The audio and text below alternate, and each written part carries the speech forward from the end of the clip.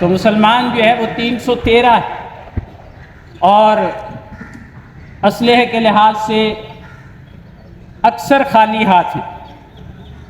سواری کے اعتبار سے 70 اونٹ ہیں، 2 گھوڑے، جبکہ مقابلے میں دشمن کی تعداد 950، ان کے پاس 700 اونٹ اور 100 گھوڑے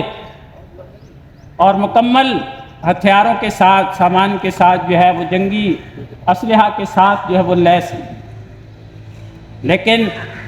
جیسے علامہ اقبال نے کہا کہ کافر ہے تو شمشیر پہ کرتا ہے بھروسہ، مومن ہے تو بے تیغ بھی لڑتا ہے سپاہی۔ حضور صلی اللہ علیہ وسلم لڑائی سے ایک رات پہلے غزوہ بدر میں جب پہنچ گئے تھے تو وہاں پر لڑائی سے پہلی رات، لڑائی سے پہلے ساری رات اللہ کے سامنے کھڑے ہو کر اور دعائیں مانگتے رہے، نفل پڑھتے رہے، اور یہ گڑ گڑا کر اللہ تعالیٰ سے عرض کرتے رہے کہ اے اللہ رب العزت، آج یہ مسلمانوں کی قلیل تعداد، تھوڑی سی نہتے مسلمان، اگر آج یہ ختم ہو گئے تو دنیا میں تیرا نام لینے والا باقی نہیں رہے، تو ہماری مدد فرما۔ اللہ رب العزت نے اتنا، آپ علیہ الصلوۃ والسلام اتنی دعا مانگی اللہ کے سامنے، اتنا گڑ گڑائے کہ ابوبکر صدیق رضی اللہ تعالیٰ عنہ نے جب آپ علیہ الصلوۃ والسلام کی کیفیت دیکھی تو فرمایا کہ اے اللہ کے رسول بس کر دیجئے، اللہ کی مدد آ گئی۔ پھر اللہ رب العزت نے بھی وحی اتار دی اور تسلی دی آپ علیہ الصلوۃ والسلام کو کہ ہم آپ کی مدد کریں گے فرشتوں کے ذریعے سے، 1000 3000 ضرورت پڑی تو 5000 تک ہم آپ کی مدد کے لیے فرشتے بھیجتے۔ اللہ پاک نے مسلمانوں کی مدد کی اور نہتے مسلمان جو ہے 950 مشرکین مکہ سے، کفار مکہ سے ٹکرا گئے۔ اللہ نے مسلمانوں کو فتح نصیب کی، جس میں 14 مسلمان شہید ہوئے، 70 کافر جو ہے وہ مارے گئے اور 70 کے قریب قید ہوئے۔ یہ مسلمانوں کا پہلا کافروں کے ساتھ مقابلہ، بڑا مقابلہ جو، اور اس میں ایک خاص واقعہ جو ہے وہ ابوبکر صدیق رضی اللہ تعالی عنہ، ان کے بیٹے تھے عبد الرحمن، مسلمان نہیں ہوا تھا اس وقت تک، وہ کافروں کی طرف سے لڑے، اور ابوبکر صدیق رضی اللہ تعالی عنہ حضور اکرم صلی اللہ علیہ وسلم کے لشکر میں تھے۔ جب وہ بعد میں مسلمان ہو گئے تو عبد الرحمن نے اپنے والد سے ابوبکر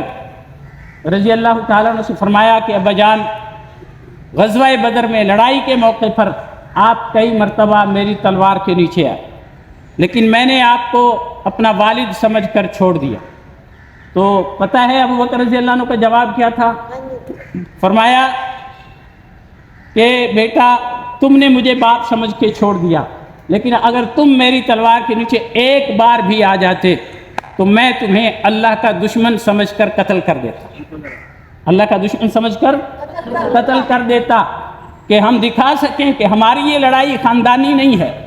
رشتوں کی بنیاد پہ نہیں ہے، مال و دولت کی بنیاد پہ نہیں ہے، حکومت سلطنت کی بنیاد پہ نہیں ہے، ہماری یہ لڑائی تو اللہ اور اس کے رسول کے لیے ہے، اور ہم دکھا سکے کہ ہم اللہ کے لیے کسی رشتے کو بھی خاطر میں نہیں لاتے۔ اسی پر جو قید ہوئے تھے 70 کافر جو ہے،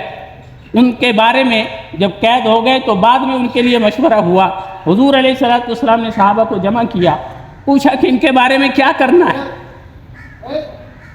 تو کسی نے کہا جی فدیہ لے کر چھوڑ دیا جائے، کسی نے کوئی رائے دی، کسی نے کوئی رائے دے دی۔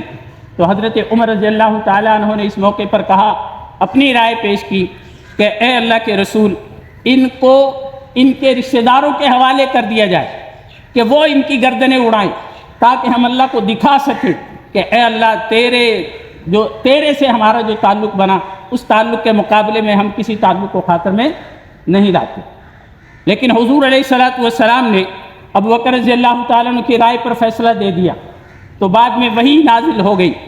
فرشتہ جبرائیل علیہ السلام تشریف لے آئے، فرمایا کہ اللہ کے رسول،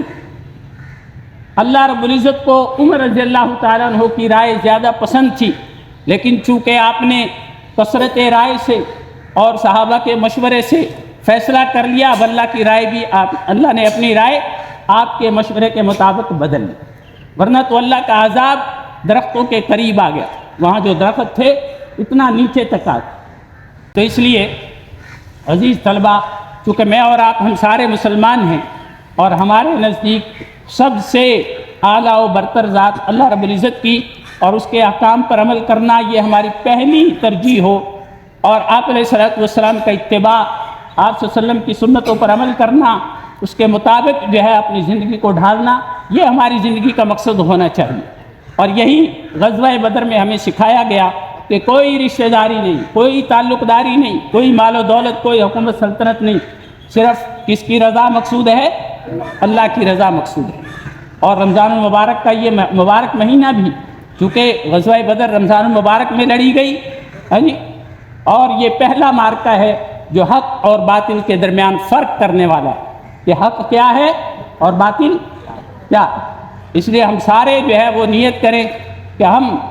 اپنی زندگی کو کوشش کریں گے کہ اللہ کے احکامات اور نبی علیہ الصلوۃ والسلام کے سنتوں کے مطابق، آپ صلی اللہ علیہ وسلم کی زندگی کے مطابق ڈھالنے کی ہر ممکن کوشش کریں، کیونکہ اللہ جل شانہ نے قرآن پاک میں فرمایا کہ تمہارے لیے حضور صلی اللہ علیہ وسلم کی زندگی میں بہترین نمونہ ہے۔ اللہ ہم سب کو عمل کی توفیق دے۔